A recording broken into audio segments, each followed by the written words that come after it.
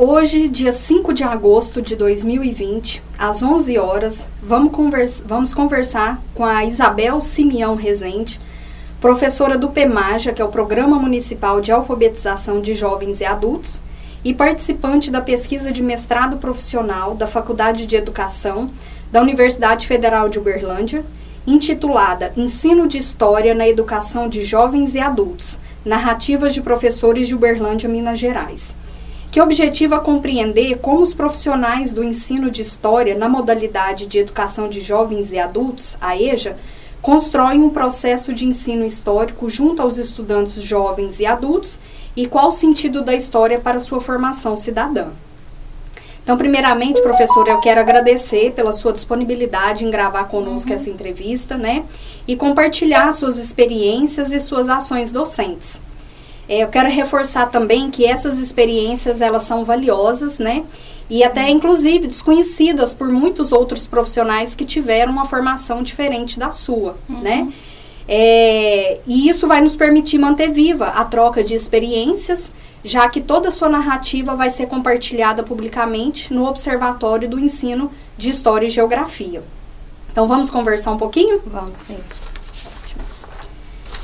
Professora, qual é a sua formação acadêmica, né? De qual área que é cada um? É aqui do município de Uberlândia? Bom, eu sou formada em pedagogia, né? Pedagogia com licenciatura plena pelo pela Unitri em 2004. Fiz um curso de pós-graduação em 2010 em psicopedagogia clínica e institucional. Isso, e é tudo aqui na instituição de Uberlândia, né? Na Sim, Unitri? Isso. Certo. Toda no município de Uberlândia. De Uberlândia, certo. Quando que você terminou cada formação? Eu me formei em 2004, na graduação. Em 2011 eu já estava com a pós-graduação em psicopedagogia clínica e institucional. Certo. E há quanto tempo que você atua como professora? Vão se fazer 14 anos. Certo. Ao longo aí desses 14 anos, né, da sua trajetória docente, Sim. Em qual etapa, nível ou modalidade de ensino que você atuou? Bom, foi muito interessante porque eu comecei a lecionar na educação infantil. Foi uma experiência muito prazerosa, né? E, posteriormente, trabalhando com jovens e adultos na EJA, né? À noite. Eu lecionava de manhã, na educação infantil, como professora de educação infantil, e trabalhava à noite com uma turma de jovens e adultos, numa sala multisseriada, né, no caso. Isso foi aqui no município de Uberlândia? Sim, no município de Uberlândia, sempre trabalhando no município de Uberlândia, nas salas da Secretaria Municipal de Educação. Certo. Professora, já entrando então um pouquinho, né, na temática da pesquisa, Sim. O ensino de história, durante muito tempo, ele se baseou na tradição que levava o aluno a limitar seu conhecimento a determinados fatos, né, determinados personagens. Então, assim, ainda hoje, muitas pessoas acreditam que a disciplina de história é só estudar o passado, é só estudar fatos antigos, heróis, personagens de outras épocas, né? E acaba que isso não se torna significativo para a formação cidadã do aluno. Sim. Certo? E aí, eu pergunto para você, por que então ensinar história no PEMAJA, né? Porque a maioria dos seus alunos provavelmente são adultos, né? Até Sim. idosos. Sim, então, assim, eles já trazem consigo uma experiência de vida, né? Sim, de claro. trabalho. Então, com o ensino de história, o que você pretende alcançar com ele nas aulas do PEMAJA? É como você disse, né? Nós precisamos desmistificar a questão da história, do ensino de história. Muitas das vezes ficamos presos só à questão dos fatos da sociedade, questão de, como você disse, datas, questão de você conhecer ali a história de algum lugar, de algum estado, Mas eu acho interessante essa pergunta, porque o aluno já traz uma história, né? Eu acho que, primeiramente, quando você trabalha com esses alunos na EJA, você tem que compreender que eles trazem uma bagagem histórica muito grande e tem que ser respeitada. E muitas das vezes você vai ali estar trabalhando com esses alunos e, aos poucos, você vai criando laços afetivos, estreitando laços e rompendo essa barreira do preconceito em relação ao estudo. Vamos estudar a história do Brasil, vamos estudar a história, fatos históricos relacionados ao nosso país e até outros assuntos, né? Mas eu no meu modo de pensar, e que vai de encontro ao que nós propomos dentro do programa, acho que primeiramente você tem que se autoconhecer, né? Você se conhecer primeiramente como ser humano. Quem é você? De onde você veio? Qual que é a sua história? Primeiramente, porque se você não se compreende, como você vai se compreender o que está ao seu redor, né? É essa questão, assim, de levar a oportunidade do aluno ter essa oportunidade de se autoconhecer. É um autoconhecimento.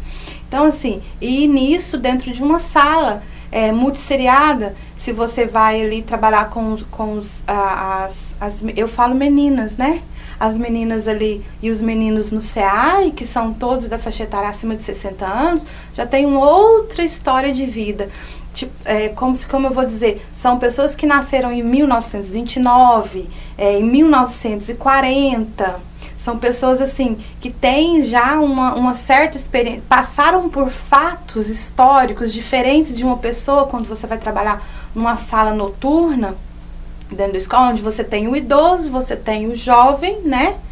O jovem, o adolescente, tem um adulto na faixa etária dos seus 30, são faixa etárias diferentes que vivenciaram essa questão de mundo, de Brasil, os fatos históricos, o que está acontecendo no Brasil de uma maneira diferente. Eu não falo só até Brasil, né? Conhecimento do todo, especificamente de mundo. Então, assim, é complicado? Sim, é complicado. Mas é um complicar que cada coisa vai se encaixando, vai se complementando, né? A pessoa que tem uma história de vida diferente do adolescente, diferente do idoso, um veio de um lugar, porque na maioria das vezes nem todos os alunos são do município de Uberlândia, nasceram em Uberlândia. Vários alunos vieram de outros estados para estar na cidade de Uberlândia, com essa proposta da cidade de Uberlândia ser uma cidade que dá abertura para várias pessoas em relação ao trabalho, em relação à questão do estudo, a transformar a sua vida de alguma forma, né? Então, assim, cada um complementa o outro. E cabe ao professor, né, essa responsabilidade, que eu falo que é uma responsabilidade muito grande, mas muito prazerosa, de saber mediar esse conhecimento. Então eu falo assim, trabalhar história não é só trabalhar datas comemorativas, a história do Brasil. É importante você conhecer o seu país, mas assim, primeiramente é importante você se conhecer, né?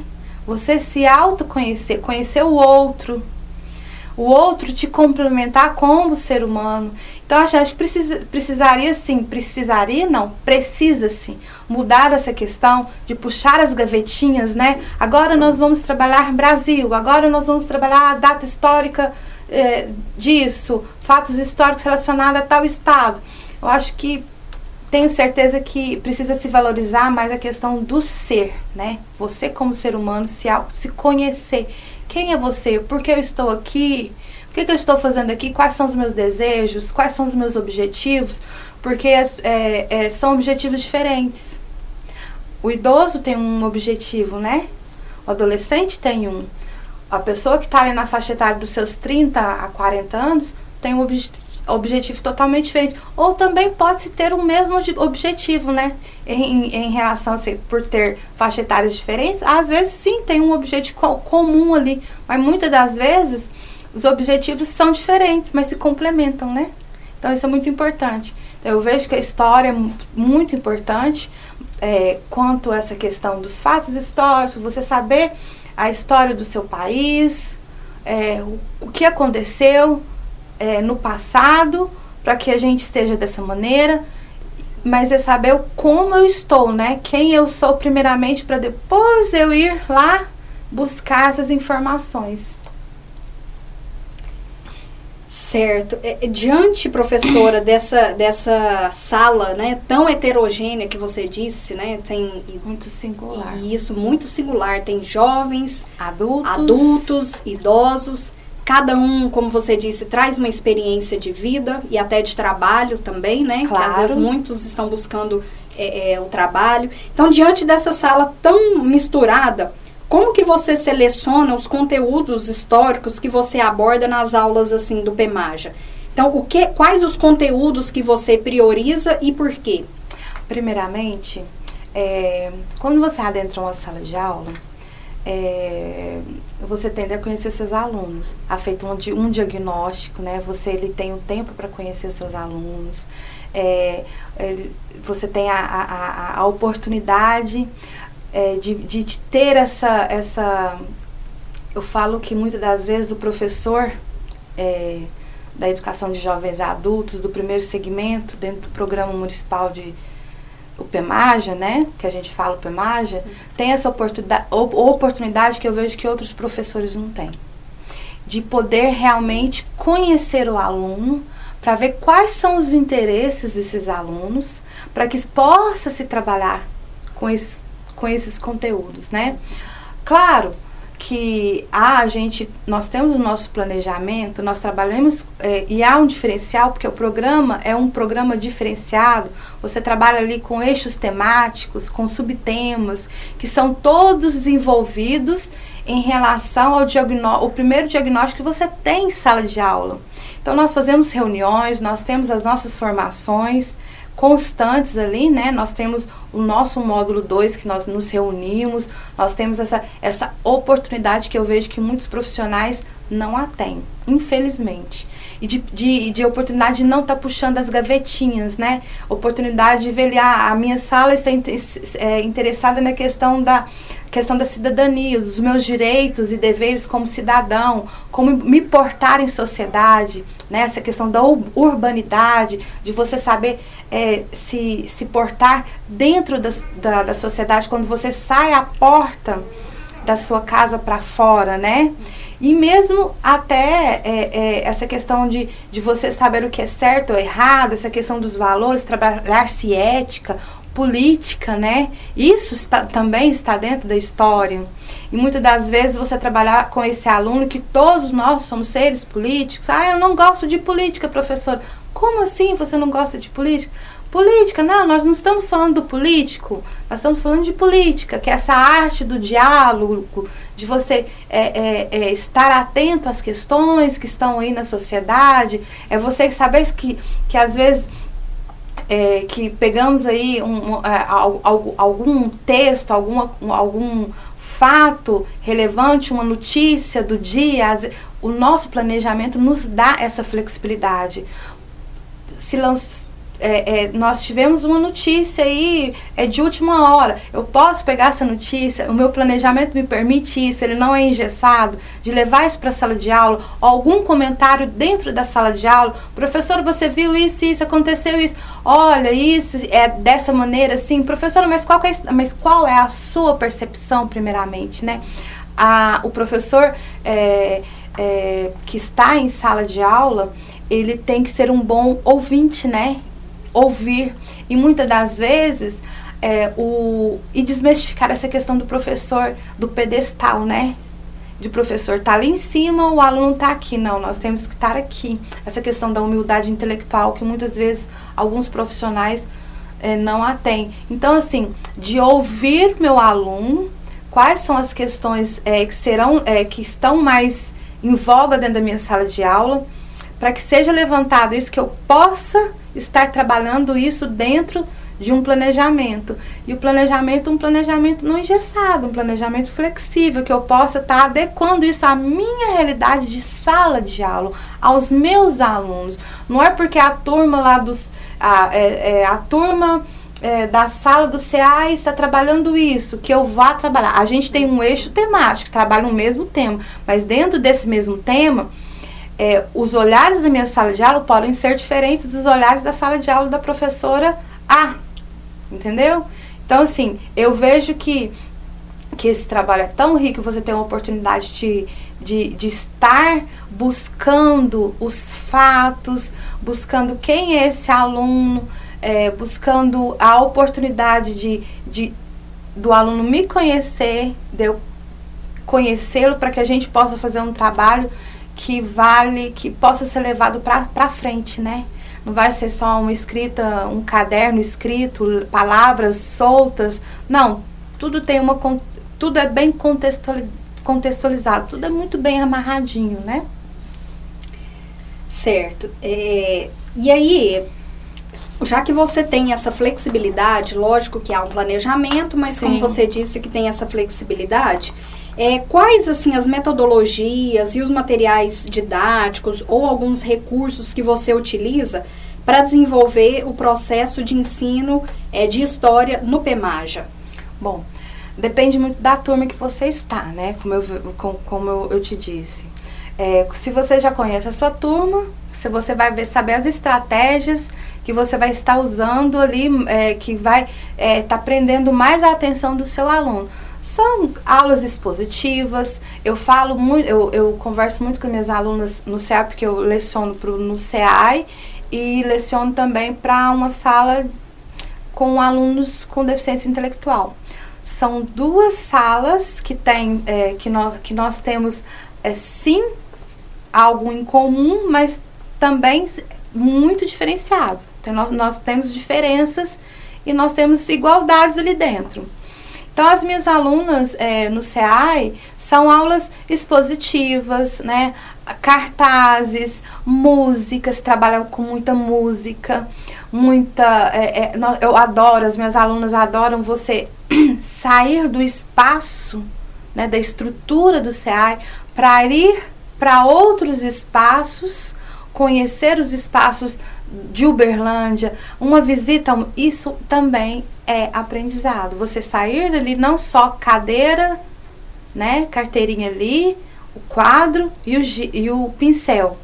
A gente tem a oportunidade de sair para uma visita ao supermercado, uma visita ao museu, a visita a lugares de interesses, a uma ida a um cinema. Isso também se torna muito prazeroso. E em tudo você pode estar vinculando a questão do conhecimento ali, né? Você está ali, trabalha como mediadora, buscando de uma maneira prazerosa, colocar um conteúdo, linkando o conteúdo ali, mas com estratégias diferentes. E a nossa metodologia é uma metodologia, do programa seria a questão do método Paulo Freire, né, como você me falou, que parte das rodas de conversas, do interesse do aluno, o que ele te traz primeiro, né, para depois você ali poder tá trabalhando com a história de vida de cada aluno. Então é um trabalho assim, de escuta, é um trabalho dialógico que você vai estar ali conversando. Nós temos ali a nossa prática, né? Mas nós temos ali a questão do método do Paulo Freire, que a gente vai ali colocando as coisas de uma maneira tão leve que a sala de aula se torna assim, um espaço de liberdade e não de opressão, né? Eles veem o professor muitas das vezes como uma ferramenta, vou dizer isso mesmo, como uma ferramenta de libertação mesmo, para você assim, poxa, eu não preciso só olhar assim, eu posso abrir, né, o meu olhar para outros lugares, para outros espaços. É muito prazeroso quando você vê que, professora, mas não, eu quero só escrever no quadro. Professora, mas eu quero encher meu caderno, porque é assim que eu aprendi, que a gente aprende. Não, há outras oportunidades, há outras maneiras de se aprender, né? Não somente aquela de sala de aula, caderno, pincel, quadro e o professor já na frente só falando. Às vezes eu converso muito com as minhas alunas e os meus alunos, porque Sala de aula, você ter, muitas das vezes eu vejo que os alunos, somente essa clientela, não tem a questão do status, né? Do estudante. O que eu sou? A questão da história. O que eu sou? Eu sou trabalhador, meus alunos são aposentados, a maioria são aposentados. Os meus alunos com deficiência intelectual têm as suas dificuldades de aprendizagem, muitos são aposentados também, não trabalham, né? E aí, como que fica? O que eu sou, professora? Você é estudante. Você é estudante. Você é um aluno. Eu sou um aluno. É questão do status, né? Nós não temos, perde essa questão da quem eu sou dentro da sociedade. Mas tem muitas pessoas, professora, das alunas no CEAI. Professora, eu me criticam porque eu venho para a escola. Onde você vai? Eu vou estudar. Como estudar? Você está com 69, você tem alunos, tem um aluno que tinha, Dona Mariquinha, 90 anos. Ir para a escola estudar. O objetivo dela era conhecimento. Mas alguns querem fazer faculdade, alguns querem prestar o vestibular. Eu tenho certeza, se tiverem um apoio familiar, a rede familiar ali para apoiar, com certeza vão conseguir sim seus objetivos. E os meus alunos com deficiência intelectual? A questão do conhecimento do dia a dia, né? Todos os dias eu estou aprendendo e reaprendendo. Então é muito importante essa questão da metodologia, a metodologia freiriana, essa questão de você não estar preso a só conteúdo. Agora eu vou estudar geografia, agora eu vou estudar história, agora eu vou estudar língua portuguesa. É de uma maneira contextualizada, né? Você trabalha o todo. Para alguns professores parece ser muito difícil, mas quando você compreende o método, a maneira de se trabalhar, se torna muito tranquilo. Então as ferramentas que eu para te ser sincera, que me dão mais prazer é o ouvir o meu aluno, né? É dar essa oportunidade, essa estratégia das rodas de conversa, de você ouvir e a partir do ouvir você poder estar trabalhando com eles essas dificuldades que às vezes um tem e o outro não tem, mas porque o outro falou, o próximo já se vê esclarecido em relação a muita coisa. E o ouvir é muito importante. Nós temos todas as metodologias. Você tem uma liberdade imensa, né? Das ferramentas de trabalhar em sala de aula. São vídeos, são as aulas expositivas, as aulas, que a gente fala as aulas passeio, mas não é uma aula passeio, né? Essas aulas que você pode ter a liberdade de sair e vir, né? E fora a estrutura do CEAI que nós temos, que é uma estrutura maravilhosa, que você tem a oportunidade de estar usufruindo toda a estrutura, né, do espaço do CEAI. É muito importante esse espaço para os idosos. E a ONG é onde eu trabalho, que é a ADL, também é um espaço maravilhoso, onde dá a oportunidade, que leva a escola, né, para que esses alunos possam ter a oportunidade de ter a questão da escolarização, de ter ali, estou matriculado na escola, eu sou um estudante, eu estudo. O que você faz, fulano? Eu sou estudante, eu estudo. Quem é sua professora? A minha professora é Isabel, lá do CEMEP, porque eles têm a questão lá, né, do CEMEP, minha professora é lá do CEMEP. Então essa questão do status em relação a esses alunos, né? Porque se você trabalha com deficiência com pessoas com deficiência intelectual, você sabe que hoje a sociedade se mudou, mas ainda nós temos uma exclusão, né, muito grande em relação a isso. São chamados de incapazes. Vai até ali, mas não passa disso. O idoso da mesma forma, né? Para que você está estudando? Você já aposentou, você não vai precisar mais disso? São vários conhecimentos, né? Um conhecimento, um entender de mundo totalmente diferente. E, às vezes mais aprendo do que ensino. Isso. E aí, diante desse leque de possibilidades que você tem para usar diversos recursos, né, diversas metodologias, como que você decide quais que vai usar? Então, assim, como que você planeja as suas aulas?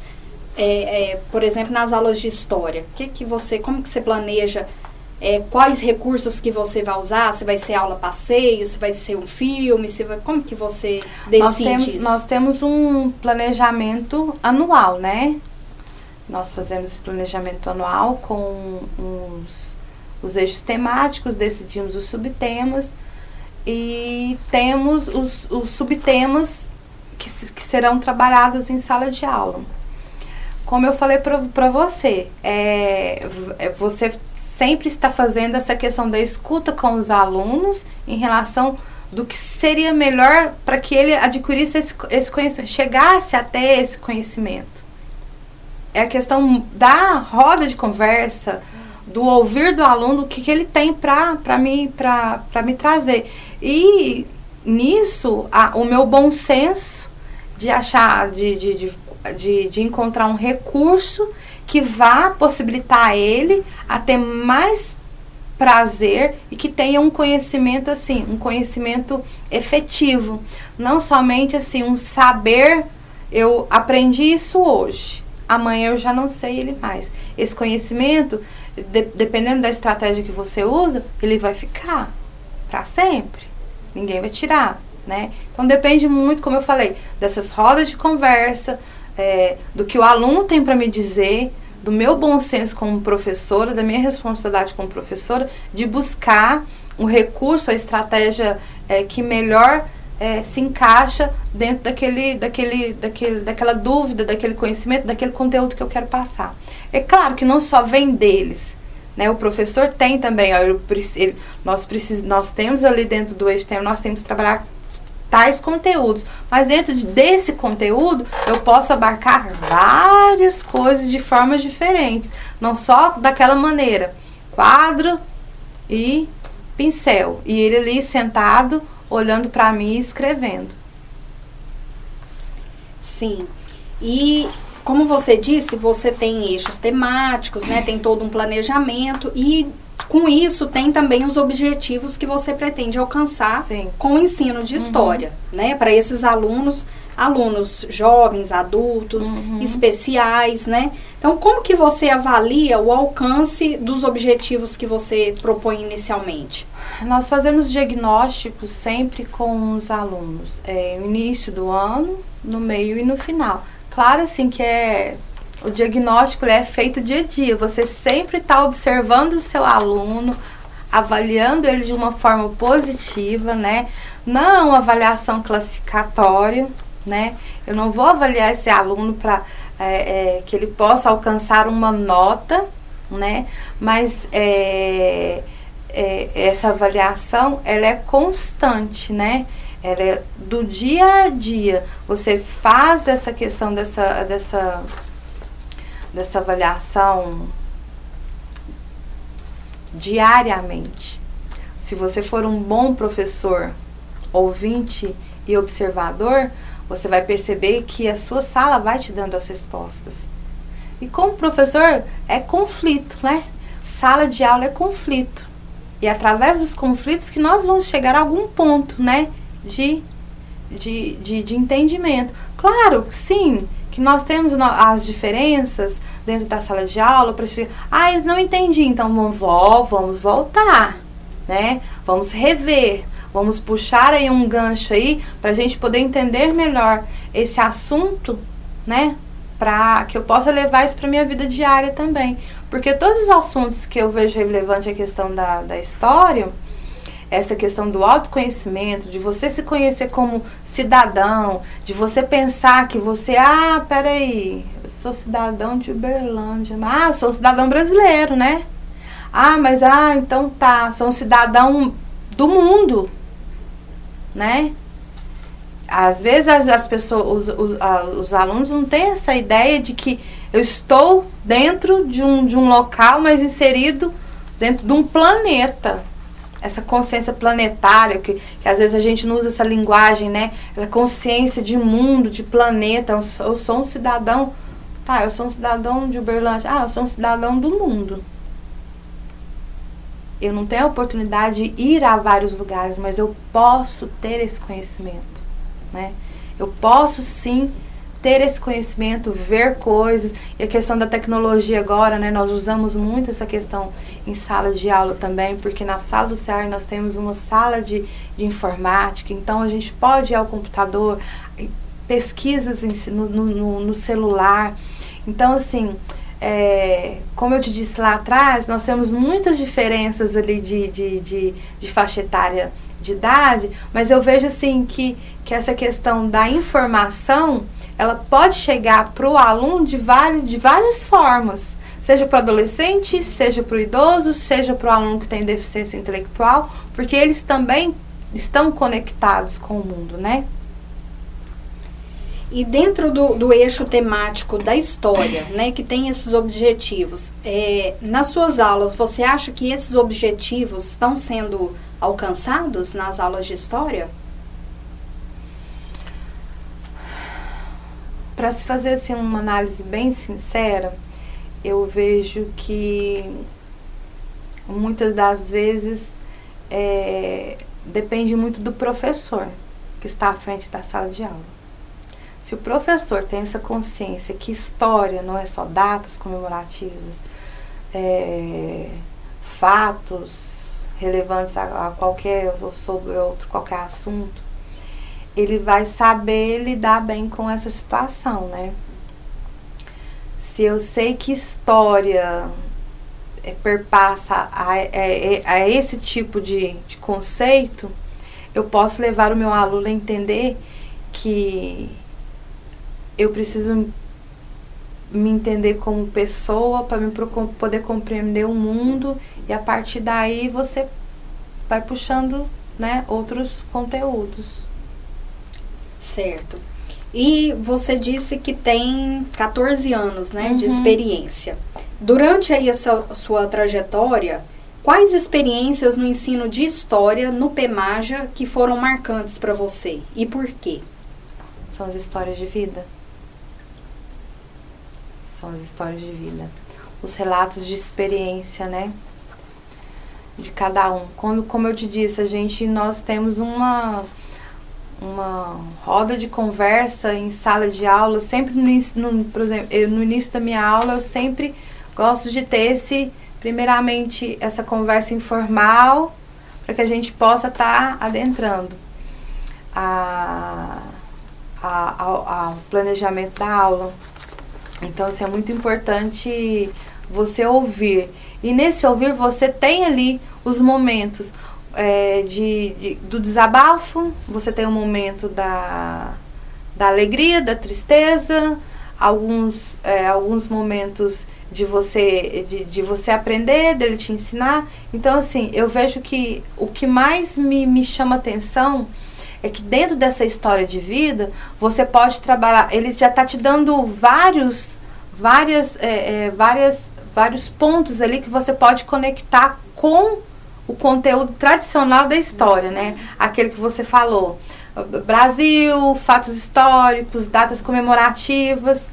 Porque esse aluno ali, ele me conta a história de vida dele, ele saiu de onde, ele fez o quê, como foi a história dele como criança, como que eram os pais, por que essa questão, né, se era mulher, né, como era a vida dessa mulher na década de 40, na década de 60. E como... pode falar. E como você estava falando, a questão da história de vida, que mais como você me perguntou mesmo? É a trajetória marcante, assim, ao longo.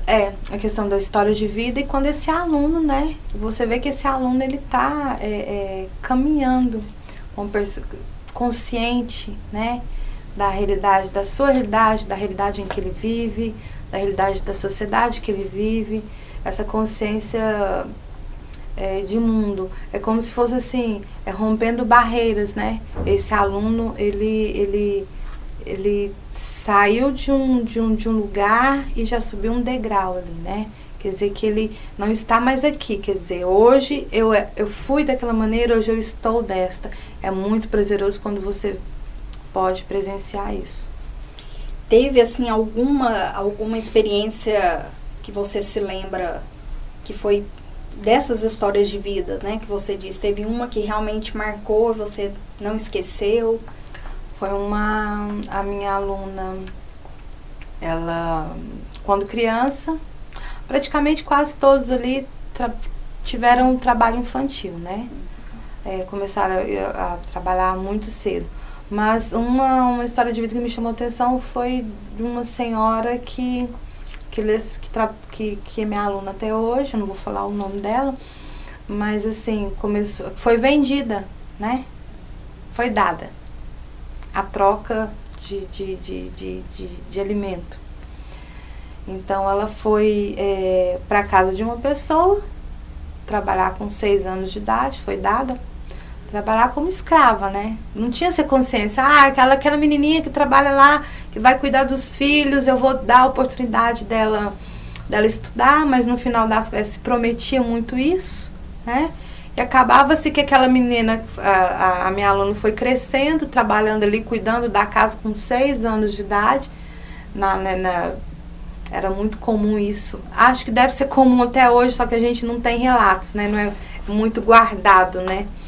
Hoje a sociedade tem uma consciência maior sobre isso, mas naquela época não. Então ela foi dada para uma certa família e trabalhou com essa família até o seu trabalho, não, foi aquele trabalho escravo, né? Cuidando ali da casa, não pôde estudar, teve essa consciência, teve uma oportunidade de sair dessa família, casou-se, foi cuidar da família, teve ali seus filhos, mas também teve um marido opressor. E aí a história você já sabe, né? Mais ou menos o ritmo dessa questão. Foi ter a questão da liberdade de estudar, de ir para a escola depois de idosa, né? Depois de se aposentar ali com o salário de dona de casa, aquele salário mínimo, né? De aposentadoria. Teve a oportunidade de ir para a sala de aula, presenciar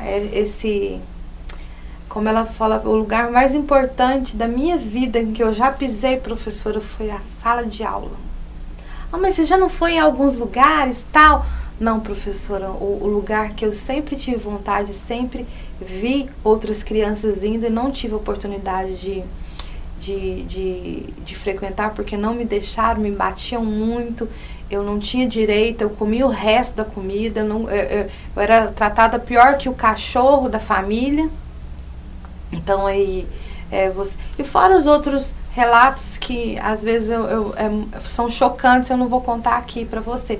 Mas um dos relatos que mais me doeu foi essa questão mesmo. Ser dada para alguém como um animal, para ser tratado pior do que um animal, e nunca ter tido a oportunidade de vivenciar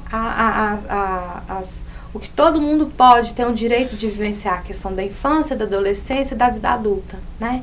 Ela não teve. E esse é o relato de muitos, né? De muitas pessoas. Alunos meus que também foram dados para trabalhar em troco do alimento e não tiveram oportunidade, que os pais forçavam a trabalhar na roça, que não deixava ir para a escola, porque a escola, para que estudar? Você não precisa aprender a ler e escrever, você precisa aprender a trabalhar. O trabalho é importante, né? Então, essa mudança de pensamento, quando um aluno te traz essa informação dentro de uma sala de aula, você se vê assim, poxa, como que é que eu vou trabalhar essa história, né? Como que eu trabalho história com esse aluno, com toda essa bagagem, porque se eu for observar a questão da história de vida, dentro da história ali brasileira, nós temos vários pontos que se encaixam muito bem aí, né? nessas falas, nesses relatos. Então, assim, a história tá ali dentro da sala de aula. Eu não preciso ir muito longe, eu preciso ser muito, assim, disciplinada em relação ao meu planejamento, as estratégias que eu vou usar, ser fiel à metodologia do programa, né? Gostar, porque também não adianta também eu ser fiel à metodologia do programa, sendo que eu não acredito nela. Eu tenho que acreditar, né? Eu tenho que ter esse olhar um pouco mais fora da caixa ali, né? Que a gente pode ir além só do ba, bebi, bobo. Eu posso usar o ba, bebi, bobo, mas eu posso usar o ba, bebi, bobo de uma forma diferente, né? Posso trabalhar de outras formas também. Eu alfabetizo de outras formas. Eu posso alfabetizar o meu aluno a partir da história de vida dele. Então, assim, a história que mais me comoveu é a história dessas pessoas que sofrem constantemente. Eu tenho uma aluna na minha sala que ela não consegue ser alfabetizada. Professora, mas eu não... Copista. Professora, mas eu não aprendo. Eu não aprendo, professor. Não aprendo, não entra na minha cabeça. Mas aí você vai ver a história de vida dela. Como foi a história de vida dela? Né? Porque o aprender para ela quer aprender a ler. Dona Maria, mas você lê, a gente faz uma leitura não só de palavras, a gente lê mundo, né? A senhora aí já tem 68 anos de idade e tá aí caminhou, criou seus filhos, constituiu sua família, trabalhou, se aposentou e tá aqui hoje. Professora, mas eu não aprendo. Por quê? Mas porque tem os traumas ali, né? Da infância, da adolescência, da vida ali conjugal ali, ó, a vida em família, né? E como que você fala assim, eu não aprendo, professor? Não, todo dia ela aprende um pouquinho. A gente não aprende só a partir da escrita. A escrita vai ser desenvolvida no decorrer desse desenvolvimento em sala de aula. Mas para eles...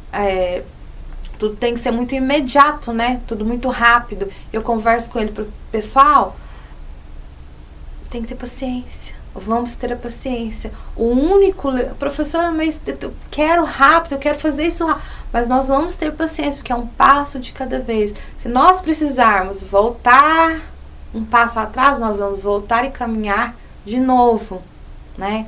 Então, assim, são inúmeros casos, relatos de vida que você tem a oportunidade de aprender com isso e trazer material para suas aulas mesmo, né? Essa questão da opressão da mulher, por que a mulher, mas não pode isso hoje, mas por que não pode? Não, hoje, o que prende a senhora hoje? O que te prende hoje é aqui, né? Então vamos tentar desconstruir isso aqui para reconstruir novamente, né? Então vamos aprender o que nós podemos sim. Nós temos sim. A senhora tem a liberdade de ir e vir. A senhora pode.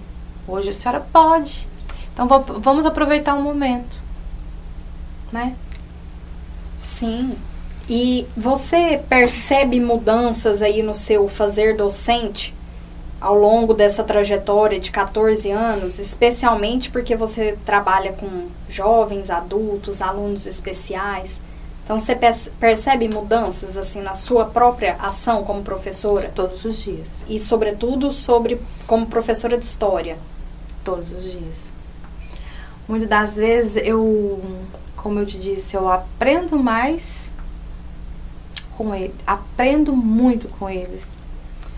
Em relação até à questão da história, fatos em relação à história. De saber que antigamente se falava dessa maneira, se cantava dessa maneira, se comportava dessa maneira, se tinha os hábitos que hoje nós não temos, mas que antigamente se tinha e você não tinha conhecimento.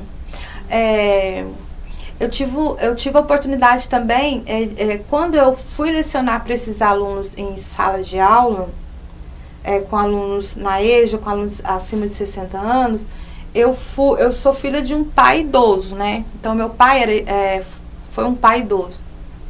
Então, tive essa experiência dentro de casa também. O meu pai, e vem muito dessa questão da transformação de professor, né? Lá dentro da minha casa, acho que as coisas, o universo já estava conspirando para que eu chegasse em uma sala de jovens e adultos e trabalhasse com pessoas acima de 60 anos, porque eu tive meu pai também já idoso. Meu pai foi um pai idoso. Não foi alfabetizado. Ele se alfabetizou sozinho. Aí você me pergunta, pai, como você aprendeu a ler? Aprendi a ler nas placas do muro. Eu ia juntando as letras e eu aprendi dessa forma. Pai, mas como isso? Eu nunca fui na escola? Não, nunca fui à escola. Então ele falava assim pra mim, você tem que ter muito orgulho porque você é professora. Você é professora, minha filha, então você tem que ser um exemplo para os seus alunos. Ser professor é muito importante na vida de cada um, porque você pode tanto, ele falava assim, você pode tanto prejudicar como ajudar. Ele usava outras palavras, mas ele queria que eu podia tanto destruir como construir uma pessoa. Meu pai tinha essa consciência, nunca foi à escola, mas era uma pessoa de um conhecimento de vida, de mundo. Tudo que se você se conversava com meu pai sabia um pouquinho. E eu vejo meu pai, quando eu estava, pela questão dessa pandemia, quando eu estava em sala de aula, eu via meu pai todos os dias no rostinho de cada um. A oportunidade de não ter ido à escola, a oportunidade de não ter tido uma família estruturada, a oportunidade de não ter tido oportunidades, né? Então, assim, e foi uma pessoa feliz, foi uma pessoa que conseguiu romper barreiras, uma pessoa que saiu lá do sertão do Goiás, conseguiu criar seus filhos, dar educação para os seus filhos, colocar essa consciência que hoje eu tenho, que eu não sou melhor que ninguém, nem mesmo como professora, né? Eu estou ali como igual. Claro que tenho, sim, consciência do meu papel em sala de aula, mas eu me coloco ali lado a lado com o meu aluno. Então, essa transformação é diária.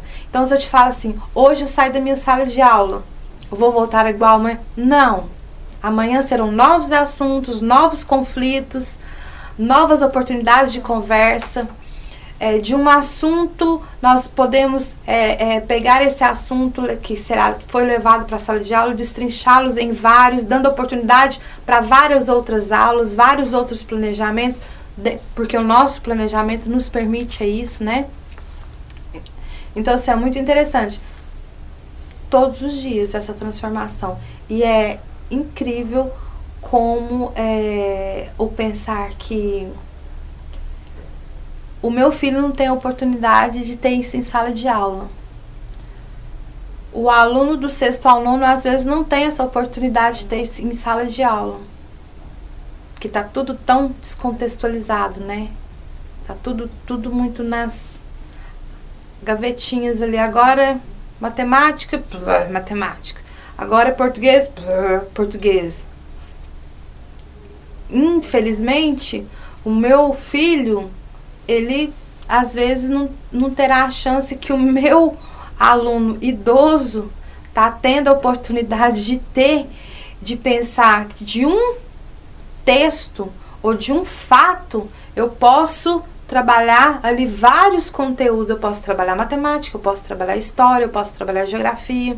De um relato de vida de uma pessoa, como a gente já trabalhou, a questão quando você trabalha a questão do autoconhecimento, né, essa questão de quem eu sou, você pode ali trazer tantas coisas, tantos fatos, você pode trazer a questão do trabalho, como era o trabalho antes, como que é visto o trabalho hoje, como que era o trabalho na sua época, salário, valor. Eu acho incrível me falar quanto você ganhava naquela. Eu ganhava, era 100 mil réis.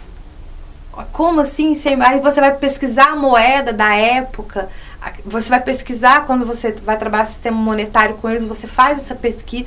É riquíssimo. Isso é história. Você viu que eu trabalho a história dentro da matemática, eu trabalho a geografia. Você veio de onde, fulano? Eu vim lá do sertão do Pernambuco, mas qual que é a cidadezinha? Professor, é assim, assim, assim, foi assim. Traz foto, vamos ver aí, vamos pesquisar isso.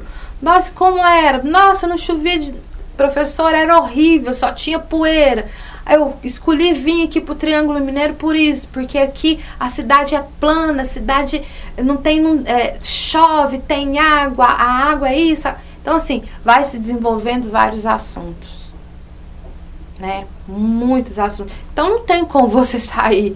Só se você não, se for aquele professor que entra dentro de uma sala de aula com um pensamento assim, vou dar a minha aula, fechou a Isabel dentro de uma caixinha com professora, saiu, a Isabel, não professora, Isabel mãe. Chegou, entrou a Isabel lá. Não, acho que é um complemento, né? É a Isabel como ser humano, como profissional e como ser humano. Eu não tenho como separar essas questões. Todos os dias, sim, eu saio diferente da sala de aula. Algumas vezes triste, revoltada, outras alegres, com conflitos, poderia ter feito melhor, poderia ter feito assim. Mas vamos mudar aqui, o que eu tenho que mudar, o que eu tenho que melhorar? E eu tenho feedback dos meus alunos, porque trabalhar com deficiência intelectual e com idosos, você tem uma coisa muito igual nas duas, nessas duas clientelas. A sinceridade. São verdadeiros. Não gostei. Os meus alunos com deficiência. Professora, mas tá muito chato, eu não gostei, não entendi. Não quero dessa maneira. Então vamos procurar uma maneira de entender isso melhor. Vamos procurar recursos para poder entender isso aqui melhor. As minhas alunas da mesma forma. E ainda tem um diferencial. E se eu não gostei, eu não volto. Porque o idoso não é obrigado a ir para a sala de aula. Não gostei? Tchau para você. Não, nem te informa que não vai mais. Você liga, fulano, como que tá? Por que você não tá indo? Aí você já sabe. Alguma coisa aconteceu dentro de sala de aula. Então, assim, você viu o cuidado que você tem que ter? Primeiramente, você conquista o seu aluno, né? Cria laços afetivos para que você possa ter a permissão de adentrar dentro do mundo deles, né? E ele também ver a oportunidade, se sentir confiante, né? Falar, não, eu posso contar com ela. Além da minha professora, eu também posso estender isso como ela também pode ser minha amiga lá fora, né? Ela é minha professora, mas ela também pode ser minha amiga lá fora. Eu posso contar com ela não só aqui em sala de aula. É pesado para um professor que pensa dessa maneira? Não é fácil? Não. Por quê? Porque você acaba abarcando várias realidades, né? Mas ser assim, sou assim, e muitas amigas do programa também são dessa maneira, são, né? Levam isso como família. Você acaba tendo uma família em sala de aula. Claro, seguindo uma hierarquia, né? Te respeitam, sabem que você é a professora, mas porque eles têm essa questão do respeito, né? Muito grande, mas sabem que pode contar com você fora da sala de aula também. Certo. Professora, em fevereiro desse ano foram implantadas as novas diretrizes, né, curriculares do PEMAJA, né, que é um programa diferenciado também. E você é participante, né, do grupo de trabalho que desenvolveu aí as diretrizes, né, para o programa. Então, você é uma profissional diretamente envolvida na elaboração dessas diretrizes, né? Diante disso, dessa participação sua, né, nesse documento, como que você elabora suas aulas, como que você organiza e se organiza dentro dessas diretrizes, estando lá, participando diretamente disso? Bom, nós somos convidadas, né, para estar participando dessas diretrizes dentro do nosso planejamento a gente segue essas diretrizes, né? Dentro das nossas aulas. É tudo muito... tendo documento que foi produzido por você, com outros pares, né? Diante da realidade parecida ou não, porque cada sala de aula eu falo que é um universo totalmente diferente. Por isso que nós não podemos falar a sala do CAI1 é como a sala lá do CAI2. Não, totalmente diferente. Nós podemos seguir eixos temáticos, subtemas, porém o conteúdo, a maneira de se direcionar essa aula é diferente. Então, assim, eu vejo que você segue dentro do seu planejamento, seguindo essas diretrizes curriculares, observando e pesquisando muito o que você vai trabalhar em relação a dentro do seu planejamento. Entendi.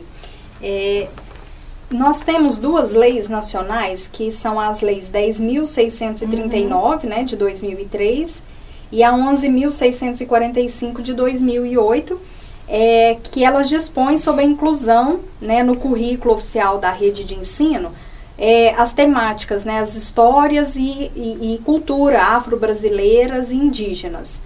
Como que essas temáticas, né, afro-brasileiras e indígenas, elas são trabalhadas dentro da aula de história ou de outras disciplinas com os alunos do PEMAJA? É porque a gente trabalha com os eixos temáticos, né? E dentro desses eixos temáticos, desses subtemas, contemplam essa questão quando você fala da questão do indígena, quando você fala da questão das matrizes africanas, né? Porque quando você trabalha essa questão do ser diferente dentro da sua sala, nós temos várias diferenças, né? Nós temos a questão do negro, a questão do... Vamos lá, quando a gente vai falar sobre questão de credo, nós temos lá a pessoa que é católica, nós temos o espírita, nós temos a pessoa que... Eu tenho uma aluna minha que é filha de santo, que é do candomblé, então nós temos essa mistura em sala de aula, mas eu acho assim, que o legal é você compreender essa diversidade, cada um saber respeitar o seu momento ali. Quer dizer, não é porque eu não acredito nisso que você acredita que eu não vou te respeitar. E muitas das vezes é muito até interessante que as falas, elas vão se afinando, elas vão ficando mais sensíveis. Quando eu vou falar lá do macumbeiro, muitas das vezes quando você vai trabalhar alguma coisa em relação a essa questão da religião, né, se comentar um pouquinho sobre essa questão, que nosso país é um país laico, que podemos ter a religião que quisermos, que você tem essa liberdade. Mas nós temos assim, o fulano de tal é macumbeiro, o fulano de tal adora... Mas espera aí, e a liberdade? Vamos lá, quando a gente trabalhou lá na questão de direitos e deveres do cidadão, dentro da Constituição, lá se fala que todos nós temos direito, né? A questão de ter a sua própria religião, de ter liberdade de expressão. Então, tudo isso começa a se afinar. Acho que a palavra vai ficando um pouquinho mais como eu vou dizer, o diálogo vai ficando um pouquinho, vai ficando mais... menos preconceituoso e menos discriminatório, porque eles têm uma professora gorda, né? Eu falo muito para eles sobre essa questão, né, de ser gorda, de ter um corpo gordo, de ver dentro de uma sociedade. Então assim, tudo vai, né? Eu tenho, a maioria das minhas alunas eu tenho alunas negras, né? Tenho diversidades, alunas negras que cultuam cultuam as religiões de matriz africana. Tenho alunas que são cristãs, alunos que são... Então, tem uma diversidade ali em relação à religião. E a questão dessa questão indígena também, trabalhando essa questão em sala de aula. A gente não, quando vai trabalhar essa questão desse conhecimento próprio, quando a gente vai trabalhar um pouquinho da história do Brasil, eu converso muito, nossa, pessoal, imagina só se nós não tivéssemos sido, que eu falo para eles, descobertos, não invadidos, eu falo invadidos, porque, né, é uma realidade. Se a gente não tivesse sido invadido hoje, como seria? Então, Portugal não teria vindo para cá. E nem outro país, porque aí você vai conversar, eu converso com eles, né, tal. E aí, como que seria como que nós seríamos hoje? Essa questão, quem habitava aqui eram os indígenas. Então, aqui nós temos, né, levo a questão dos mapas, tal, e pesquisa os recursos necessários. Aqui, toda essa extensão do território do Brasil, eram os indígenas. Como seria a nossa cultura hoje? Seria diferente do que nós somos hoje? Dentro da nossa sala de aula, essa foi uma temática de 2 anos atrás, eles chegaram à conclusão que sim, porque nós estudamos, né, essa questão da cultura indígena, como que eles tratam os idosos, como que eles tratam as crianças, como que é o trabalho distribuído, qual que é o papel de quem, o respeito pela natureza. Seríamos uma sociedade diferente? Como que nós veríamos o trabalho? Existiria trabalho? Como que foi essa busca do trabalho aí? Quem trouxe essa noção que todo mundo tinha que trabalhar para ganhar dinheiro? Então, tudo isso é trabalhado em sala de aula. Parece um pouquinho confuso, mas é trabalhado de uma forma interdisciplinar e bem contextualizada. Eu falo assim, tem que ir para a sala de aula para sentir, né? Muitas das vezes, o ano passado eu tive uma colega de profissão, ela estava fazendo mestrado, foi para a sala de aula, ficou na minha sala de aula fazendo a pesquisa dela uns 3 a 4 meses. Então, ela realmente, você ouvir e você estar presente dentro de uma sala de aula é totalmente diferente. Esses relatos, porque lá você está observando, né, como se trabalha. Porque lá eu não posso mandar a minha... é diferente da educação infantil, do ensino fundamental 1 e do 2, onde eles me têm ali como realmente a professora em uma questão, né, de vivência. Já são pessoas adultas. Já tem uma história ali, uma concepção, um comportamento, um pensamento diferente. E aí? Como que eu vou desconstruir esse preconceito, essa discriminação que às vezes a própria pessoa que tem a pele preta, né, ela tem o preconceito contra ela mesma. E eu falo muito, professor, aí dentro de uma aula que a gente conversando sobre essa questão da cultura negra, eu falei, olhem pra mim, pessoal. Aí tô olhando, professora. Pois é, olha pra mim. Qual a cor da minha pele? Branca. O meu cabelo liso. Pois é, pessoal, mas eu tenho traços. Eu tenho traços da cultura negra no meu rosto. Olha o meu nariz, olha a minha boca. Né? Essa mistura, essa diversidade cultural é levada para a sala de aula. Eles são essa diversidade cultural, né? Basta, como eu disse para você, o professor ter esse olhar mais sensível perante os seus alunos, tentar compreender cada um deles, né? Dentro da sua cada vivência, cada um ali com os seus preconceitos embutidos, a sua própria visão de mundo. É fácil desconstruir isso? Não. É lento? Mas é possível. E aí, professora, já finalizando, eu penso que a sua ação docente é um desafio todos os dias. Todos os dias. Não é isso? E aí eu fico pensando assim, na sua formação, né? Você fez pedagogia, fez uma especialização. Isso te ajudou a lidar com essa realidade tão diversificada que você vivencia todos os dias em sala de aula do PEMAJA? Eu fiz a minha graduação de uma forma... Quando eu estava aluna de pedagogia, eu trabalhava eu trabalhava, porque eu já tinha um magistério, né? Então, eu trabalhava em 2 escolas, manhã e tarde, e ia para a faculdade à noite.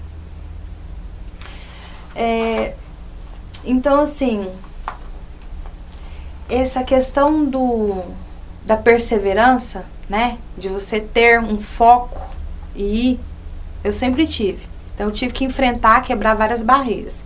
Porque eu estudei não estudei na universidade pública, eu estudei numa universidade privada. Eu tive que pagar pela minha educação.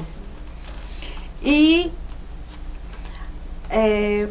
tinha várias pessoas como eu, que trabalhava manhã e tarde, ia trabalhar à noite sem tomar banho, sem comer, sem ir. E lá também tinha outras pessoas que tinham a oportunidade de só ir para a faculdade, não tinha que ter essa questão do trabalho. Então eu enfrentei muitas barreiras, muitos preconceitos, né? Por ser gorda, ir sem tomar banho, sem me alimentar. Eu falo essa questão do corpo porque eu acho muito importante, porque é uma forma assim, você pode falar de algo só quando você sente ele na pele. Você pode falar de exclusão só quando você é excluído. Você tem essa sensação de exclusão só quando você também já se sentiu excluído de alguma forma. Eu já me senti excluída de várias formas, então eu posso dar esse relato. Então, assim, na minha formação, contribuiu sim como professora em alguns aspectos nessa questão de ter que romper barreiras, de ter que vencer obstáculos para me graduar. Dentro das matérias, tive poucas matérias, claro, tinha os meus interesses, sim, sempre tive interesse pela cultura indígena, pela educação indígena, então isso veio de encontrar a mim, já tinha essa sensibilidade em relação à cultura negra, sempre gostei, as religiões de matriz africana também sempre gostei, porque eu sou uma pessoa curiosa, essa questão de ter essa sensibilidade com as pessoas acima de 60 anos, porque o meu pai era idoso, meu pai não era alfabetizado, mas é uma das pessoas mais inteligentes que eu já conheci, né? Um ser humano ímpar. Não falo isso porque é meu pai, mas tem relatos de várias pessoas. Então, assim, até vem de encontro, eu não falei lá atrás, até a história do meu pai eu já contei em sala de aula, contando a história de vida dele, me baseando na história dele de vida para a questão de superação e aulas afins, né, que a gente já passou. Mas, enfim, dentro da graduação, tive poucos momentos, infelizmente, que me favorecesse a hoje eu estar dentro de uma sala de educação de jovens e adultos, infelizmente. Mas hoje eu sei que mudou-se muito, né? Hoje esse olhar que as pessoas estão tendo sobre a questão da educação de jovens e adultos, mas há muita resistência ainda. Se você for observar as leis públicas, né, essas questões voltadas mais para as leis, o que favorece a educação de jovens e adultos, poucas coisas. E se a gente pensar numa questão histórica, a gente sabe o porquê, né? Mão de obra barata, sem conhecimento, que vai ser o quê? O trabalhador ali do chão da fábrica, vai ser lá não desvalorizando, né? A faxineira sempre, não desvalorizando, mas é esse trabalho ali, né? Quer dizer, que consciência se as pessoas não estão preocupadas hoje, as pessoas que eu digo que estão, né, diante dessa questão política, terem esse olhar mais sensível para a questão de jovens e adultos, somente para a questão do idoso. Porque, assim, para que estudar? Para que você vai estudar? Para que eu vou manter uma sala de aula com tantos alunos idosos? Que volta que isso vai dar? Vai para o mercado de trabalho? E aí? Né? Os meus alunos deficientes intelectuais, pra quê que eu vou manter uma sala com um aluno deficiente intelectual? Vai pra faculdade? Vai girar o capital, né? Como? E aí? Então, assim, são outros olhares, né? A gente tem que ter um olhar mais... Continuo falando, um olhar mais sensível, um olhar mais promissor, né? Um olhar que você veja a questão do ser humano como um todo, né? Não só como caixinhas. Eu odeio caixa. Esse negócio de encaixar. Eu sempre falo essas caixinhas, né? Vai enfiando lá, fechando e pronto. A gente vê as pessoas como caixas ambulantes, cada um. Então a gente tem que olhar as pessoas como um todo, né? E respeitar. Então, assim, me contribuiu? Contribuiu. Mas, assim, muito veio também do meu interesse. De correr atrás. De querer estar dentro de uma sala de aula de jovens e adultos. Buscar as minhas oportunidades, né? Para eu estar como professora dentro de sala de jovens e adultos, eu tenho certas características, né? Que me permite estar lá dentro. Porque não é qualquer profissional que tem certas características para estar dentro de uma sala de jovens e adultos. Então eu falo que esse profissional é um pouquinho... Vai pro céu, né? Vai pro céu. Então, assim... E vou pro céu, assim... Tranquilamente. A minha salvação, eu já tô salva. Porque é o romper todos os dias. Todos os dias você tem que romper barreiras. Fora, né? Você não tem só sua sala de aula. Você tem outra vida. As outras vidas que giram ao seu redor. Pode ser um pouquinho mais... um pouquinho romântico. Tô romantizando a coisa? Não, tô tendo um olhar bem realista. É porque a gente tem que ter esse olhar amoroso, né? Para com as pessoas. Hoje a gente vê as pessoas muito individualistas, né? Eu estou junto com você se isso não me prejudicar. Se me prejudicar, tchau pra você, né? Então, essa questão da cooperação, da união, de você... Se dói em você, dói em mim. Somos iguais, né? Com as nossas diferenças, mas somos iguais. É isso. Sim. E você falando aí, a sua narrativa, ela foi muito rica, ela foi muito valiosa, porque ao longo dela eu fui lembrando das outras entrevistas, né, das outras professoras, a professora Viviane, a professora Paula, e, né, tiveram esses relatos aí também. E a questão da educação de jovens e adultos, como você disse, até na própria legislação já traz isso, e traz até um pouco a questão meio que filantrópica, né? Parece que a educação... Favor. Isso, exatamente. As pessoas, os alunos, né? Parece que estão sempre agradecendo, como se isso não fosse um direito. Não é isso? Que eles têm.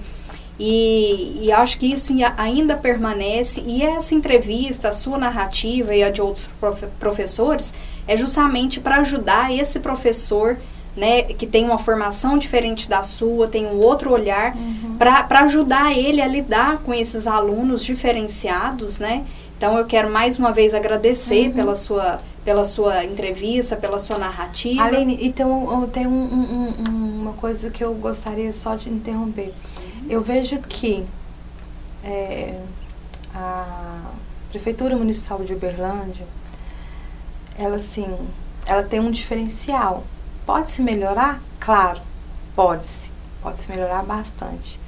Mas ainda se proporciona essa oportunidade da escola ir até o aluno que não tem oportunidade, que não pode. Como no meu caso, eu tenho uma sala numa ONG, quer dizer, eu vou até o meu aluno não vai até mim, né?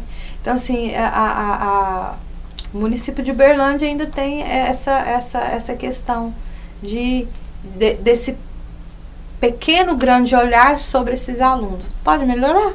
Pode. Podemos todos melhorar, né? Mas, assim, eu desejo que continue, né? Que possa continuar com essa oportunidade desse programa se estender para mais alunos, porque nós vemos que a cidade de Uberlândia está, assim, enorme, né? E vemos que a necessidade, é só você andar pelas ruas, você vê necessidades, né? Pessoas em potencial que poderiam estar dentro da sua sala de aula e que não têm esse conhecimento, essa informação que nós temos, sim, primeiro ao quinto, para alunos adultos. Quem não pode frequentar a escola na idade certa, tem a oportunidade de frequentar à noite ou à tarde uma sala de aula. E assim, mesmo o programa, né, eu ouvi da professora Viviane, professora Paula, que o programa, né, vocês que são ali as 3 professoras que praticamente estão na linha de frente, né, é um programa que ainda não tem uma visibilidade tão grande, embora ele seja muito importante para tantas vidas. E eu imagino assim que com certeza seria muito melhor se tivesse uma visibilidade maior, como você disse, olha, existe... não existe, na verdade, uma idade certa, né, para se estudar. Você tem direito, você né, tem um programa, então, que oferece isso. E mesmo assim, com essa pouca mostra que é dado para esse programa, eu acho que o seu trabalho, ele é importantíssimo, ele é rico. E, assim, eu consegui captar bem a sua trajetória, né, o seu dia a dia. Então, eu gostaria que você finalizasse, assim, da forma como você achar melhor, se você quiser complementar com alguma coisa que às vezes você se lembrou. Então, porque eu imagino também que seja, para estar à frente de um programa assim, tem que ter um amor muito grande. Um amor pela educação, né, um amor por esses alunos, porque eu acho que tem que gostar. Alunos especiais, com deficiências intelectuais, como você disse, alunos idosos, que o programa já tem que ser uma coisa mais acelerada. Às vezes o aluno já está ali com a ideia de que ele não pode perder tempo, então o professor tem que ter nessa questão, como você disse, olha, calma, né? O ir e vir. Com alguns alunos você vai, que tem a possibilidade, como é uma sala multisseriada, tem alunos no nível 1, nível 2, nível 3. Com os alunos do nível 3, você tem a oportunidade de acelerar mais um pouquinho, mas dentro de uma mesma temática. Com o aluno que está sendo alfabetizado, dentro da mesma temática, no tempo dele. Então, assim, são várias formas de se trabalhar. Não é uma sala homogênea, né? De uma maneira só tem alunos assim. São alunos de diferentes que têm várias... a questão da aprendizagem, né? As dificuldades de aprendizagem são diferentes. Então, muitas das vezes é complicado, porém é prazeroso. O que você me perguntou é assim, é muito simples de responder. Eu vi que dentro da minha formação, a minha vida foi sendo moldada mesmo, eu falo construída e reconstruída. Acho que para eu estar realmente em sala de aula, como eu te disse, dentro da minha estrutura familiar ali, o meu pai era idoso, meu pai era analfabeto, não teve oportunidade. A minha mãe já tinha escolaridade totalmente diferente do meu pai, então era, né, essa questão ali do núcleo familiar ser muito diferente do outro. A minha mãe já ter escolaridades, a ser uma mulher mais nova, 30 anos mais nova que o meu pai. Então, assim, essa questão foi muito interessante, porque pegou essa questão do meu pai de muita luta, muito sofrimento, e essa questão da minha mãe de sempre impulsionar para frente, né, uma mulher com um olhar mais objetivo para a vida, e o meu pai daquele jeitinho dele, sempre, eu não tive oportunidade de estudar, você tem, então dê valor aos seus estudos, eu estou dando, nunca pisei no chão da escola e tal, e a gente tem que valorizar a escola. E quando eu me formei como professora, foi a maior felicidade do mundo para o meu pai. Então, assim, amor, né? Perseverança.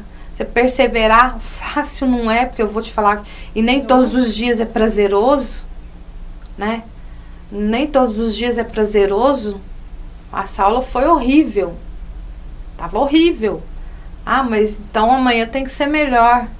Você chegar em sala de aula e todos os dias, entre aspas, ter que estar bem, porque o seu aluno, Seu aluno, ele não é criança, seu aluno te conhece, ele pergunta, seu aluno tá bom hoje não, o que aconteceu? Tá lá na hora do intervalo, não, vem cá, professora, vamos conversar, o que tá acontecendo? Não é fácil, porém é maravilhoso. Recomendo todo mundo fazer um curso de pedagogia e ir para a sala de aula, porque é um mundo encantador. Não é valorizado? Não, mas é encantador. É prazeroso. Infelizmente, a nossa cultura não valoriza o professor, né? Infelizmente. Às vezes, se eu tivesse nascido no Japão, na Coreia, seja lá em outro país, que valorizasse tanto o professor com tanto respeito, né? Mas, infelizmente, ou felizmente, estou aqui, então tenho que vivenciar isso da melhor forma possível, tirar o melhor disso. É isso. Perfeito. Tá bom? Tá ótimo. Deixa eu pausar. As meninas, a Viviane, ela é mais objetiva.